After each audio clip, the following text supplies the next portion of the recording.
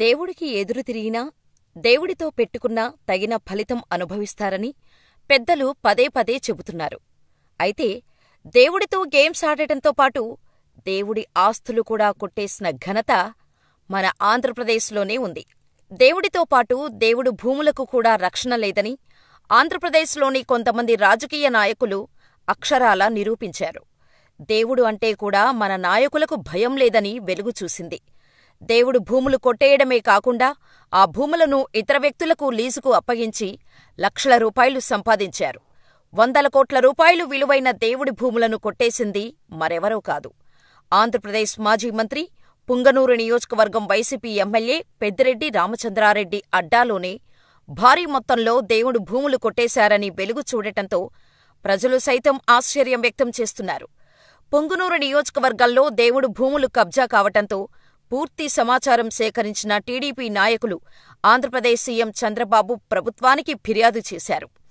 దేవుడికే శటగోపం పెట్టిన పుంగనూరు వైసీపీ నాయకులు జాతకాలు మొత్తం సేకరించిన టీడీపీ నాయకులు కబ్జా అయిన భూముల వివరాలను కూటమి ప్రభుత్వానికి పంపించటంతో ఆ నియోజకవర్గంలోని వైసీపీ నాయకులకు దడ మొదలైంది.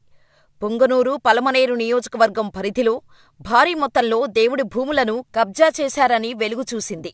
పుంగనూరు పట్టణంలోని భోగనంజుండేశ్వర స్వామి ఆలయ భూములను అదే ప్రాంతంలోని వైసీపీ నాయకులు గత ఏడాది కబ్జా చేశారు. కబ్జా చేసిన దేవుడు భూముల్లో కట్టడాలు నిర్మించటానికి అసెంబ్లీ ఎన్నికలు జరగటానికి కొన్ని నెలల క్రితమే పుంగనూరు మున్సిపాలిటీ నుండి అనుమతి కూడా తెచ్చుకున్నారు. దేవుడు భూముల్లో భవనాలు నిర్మించటానికి ప్రయత్నించారు. దేవుడు భూములకు కొత్త సర్వే నెంబర్లు వేసి గోలుమాలకు తెరలేపారు.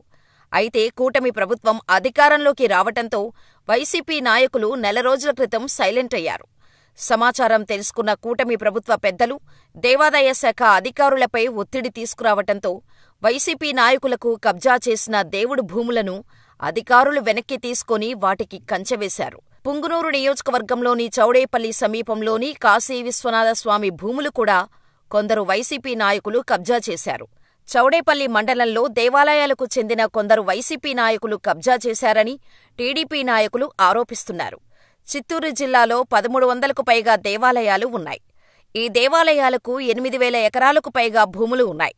వైసీపీ ప్రభుత్వం అధికారంలో ఉన్న సమయంలో దేవాదాయ భూములపై ఆ పార్టీకి చెందిన కొందరు నాయకుల కన్నుపడింది. అంతే, వైసీపీ నాయకులు కన్నుపడిన దేవాలయాల భూములు కబ్జా చేశారు. కబ్జా చేసిన భూములు ఇతరులకు లీజుకు ఇచ్చిన వైసీపీ నాయకులు భారీ మొత్తంలో డబ్బులు సంపాదించారని సమాచారం. అయితే ఆంధ్రప్రదేశ్లో కూటమి ప్రభుత్వం అధికారంలోకి రావటంతో ఆ వైసీపీ నాయకులు కబ్జా చేసిన దేవాలయ భూములు లిస్టు మొత్తం రెడీ చేసిన టీడీపీ నాయకులు కూటమి ప్రభుత్వానికి నివేదిక పంపించారు.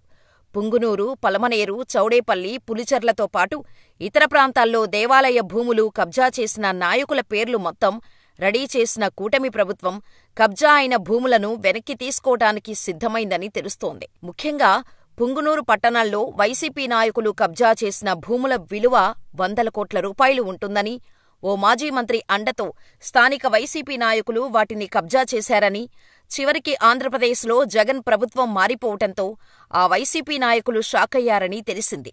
మొత్తంమీద దేవుడి ఆస్తులకే శటగోపం పెట్టిన నాయకుల జాతకాలు ఒక్కొక్కటి బయటకు వస్తున్నాయి.